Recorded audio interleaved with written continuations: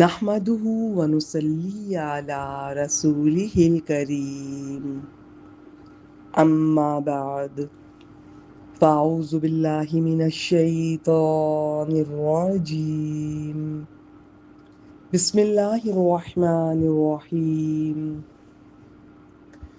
آج انشاءاللہ تعالی بإذن اللہ ہم لفظ بلفظ ترجمہ القرآن کے سلسلے میں سورۃ البقرہ کی اگلی آیت کریمہ آیت نمبر 200 کے بارے میں جانیں گے۔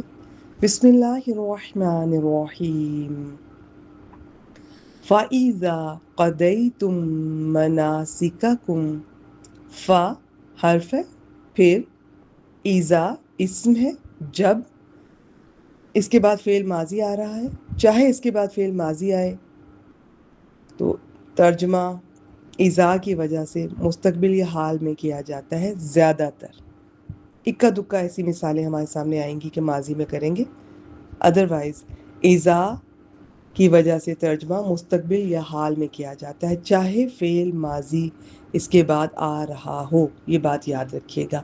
اور اس کے بالکل برعکس ہے، اپوزٹ ہے۔ پھر جب قدئی تم نے پورا کر لیا، قاف ضاد یا حروف مادہ ہیں، آخر میں تم لگی ہو کسی لفظ کے تو اس کا مطلب ہوتا ہے تم سب، اور یہ فعل ماضی کی علامت ہوتی ہے۔ فعل ماضی میں اس طرح یہ لگا ہوتا ہے، مراد یہ کہ کام کرنے والے جو فاعل ہیں وہ انتم کہہ لیں یا تم سب کہہ لیں، لیکن اذا کی وجہ سے ترجمہ ہم یہ نہیں کریں گے کہ تم نے پورا کر لیا، ہم کہیں گے پھر جب تم پورا کر چکو یا پورے کر چکو، پورے کر لو۔ کیا؟ مناسککم، دونوں اسم ہیں، اپنے مناسک، حج کے احکام، حج کے مناسک، اور کم ضمیر الگ سے آئے تو انتم، جڑ کر آئے تو کم۔ پھر جب تم اپنے حج کے مناسک کہہ لیجئے یا حج کے طریقے کہہ لیجئے یا حج کے احکام کہہ لیجئے، پورے کر لو، فَاذْكُرُوا اللَّهَ، تو کے ساتھ کیوں ترجمہ کر رہی ہوں؟ یہ اذا میں بعض اوقات اس کے بعد دو جملے آئیں تو اس اذا میں پھر شرط کا مفہوم بھی ہوتا ہے، تو اس کے دوسرے جملے میں اگر شروع میں فا آئے تو اس کا ترجمہ پھر تو کے ساتھ کرتے ہیں۔ اذکروا، اب یہ حمزۃ الوصل فا کے ساتھ لگا ہوا ہے تو پہچانا نہیں جا رہا، اور اس کے قواعد پیچھے میں کئی بار آپ سے شیئر کر چکی ہوں۔ زال کاف را حروف مادہ ہے، فعل امر ہے، اور اس میں کام کرنے والے فاعل واؤ سے پتہ چل رہا ہے زیادہ ہے، جمع ہے، مذکر ہے۔ اور یہاں کیا مراد ہے اس لفظ سے؟ تو تم سب یاد کرو اللہ کو، کا ذکرکم، زبر والا کاف شروع میں آ رہا ہے، حرف تشبیہ، جیسے گویا کے، مانند ذکرکم، یہ دونوں اسم ہیں، تو تمہارا ذکر کرنا، آباءکم، تمہارے آبا کو، باپ دادا کو، یہ دونوں اسم ہیں۔ اور زبر والے کاف کا تو میں بتا چکی ہوں نا، شروع میں آئے تو حرف تشبیہ، بعد میں لگا ہو تو وہ اسم ہوتا ہے، ضمیر ہوتی ہے، اس کا مطلب ہوتا ہے تمہارا۔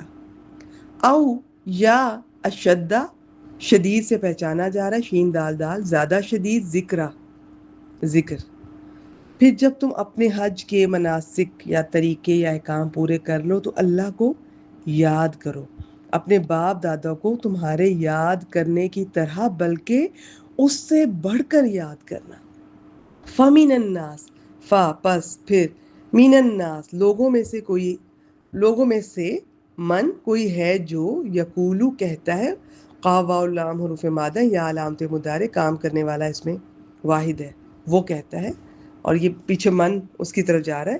کیا کہتا ہے؟ بہت خوبصورت دعا ہے جی، اور لیکن وہ اب جو آگے آنے والی ہے انشاءاللہ تعالی میں آپ سے وہ شیئر کروں گی، آپ لوگوں نے وہ یاد کرنی ہے۔ لیکن ابھی ہم دیکھتے ہیں کہ ادھر جو پہلے والا اس آیت میں پہلی دعا کیا آ رہی ہے جو دنیا دار شخص کرتا ہے، اور جو ہم نے یاد کرنی ہے آخرت کے پوائنٹ آف ویو سے، وہ کون سی ہے؟ تو یہ جو 200 نمبر سے لے کر 202 تک جو آیات ہیں بہت خوبصورت ہیں، انہیں ان پہ غور کیجئے، سمجھیے، اور آپ نے وہ جو دعا میں آپ کو بتاؤں گی وہ آپ نے یاد کرنی ہے، اپنے بچوں کو بھی یاد کروائیے گا انشاءاللہ تعالی۔ ربنا، اے ہمارے رب، آتینا، آتی فعل امر ہے، تو دے نا ہمیں، فی الدنیا، دنیا میں، وَمَا لَهُ، وہ صرف دنیا مانگتے ہیں، یہ پہلی قسم کا بندہ صرف دنیا مانگ رہا ہے، وَمَا لَهُ، یہ ما نافیہ ہے، اور نہیں ہے لہو اس کے لیے فی الآخراتی آخرت میں من خلاق، خلاق حصے کو کہتے ہیں، کوئی حصہ، اور آخرت میں اس کا کوئی حصہ نہیں ہے۔ اسلام سے پہلے عرب حج سے فارغ ہوتے تو مینا میں میلہ لگاتے اور اپنے آباء و اجداد کا خوب تذکرہ کرتے۔ اللہ تعالیٰ نے فرمایا کہ اسی طرح ذکر الہی کیا کرو، بلکہ اس سے بھی زیادہ۔ ذکر الہی کا حکم دینے کے بعد دعا کی کیفیت بیان فرمائی اور بتایا کہ اللہ تعالیٰ سے دعا کرنے والے دو طرح کے لوگ ہوتے ہیں۔ ایک وہ جو صرف دنیا کے طالب ہوتے ہیں، ایسے لوگ آخرت کی نعمتوں سے محروم رہیں گے، اور دوسرے وہ جو دنیا اور آخرت دونوں کی بھلائی طلب کرتے ہیں۔ اصل کامیابی انہی لوگوں کی ہے۔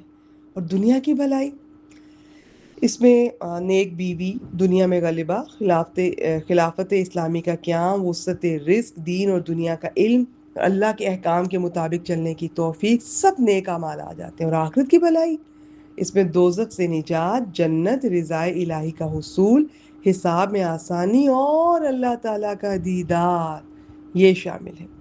تو آپ صلی اللہ علیہ وسلم کی اکثر دعا یہ ہوتی تھی، اللہم آتینا فی الدنیا حسنۃ وفی الآخرۃ حسنۃ وقنا عذاب النار۔ اے اللہ ہمیں دنیا میں بھلائی عطا کر اور آخرت میں بھی بھلائی عطا کر، اور ہمیں آگ کے عذاب سے بچا۔ صحیح بخاری 6389، صحیح مسلم 2690۔ اور حضرت انس جب ان سے ہے کہ جب بھی کوئی دعا کرنا وہ چاہتے تو یہ دعا کرتے، جب کوئی اور دعا کرنا چاہتے تو اس میں یہ دعا بھی شامل کرتے۔ خلاصہ یہ کہ نہایت جامع دعا ہے، کئی احادیث میں اس کی ترغیب آئی ہے۔ اب جو دو قسم کے لوگ ہیں، دوسری قسم کیا میں انشاءاللہ تفصیل سے اب اگلی آیت کی ریکارڈنگ میں آپ سے شیئر کروں گی۔ آج کے لیے اتنا ہی، وآخر دعوانا ان الحمد للہ رب العالمین۔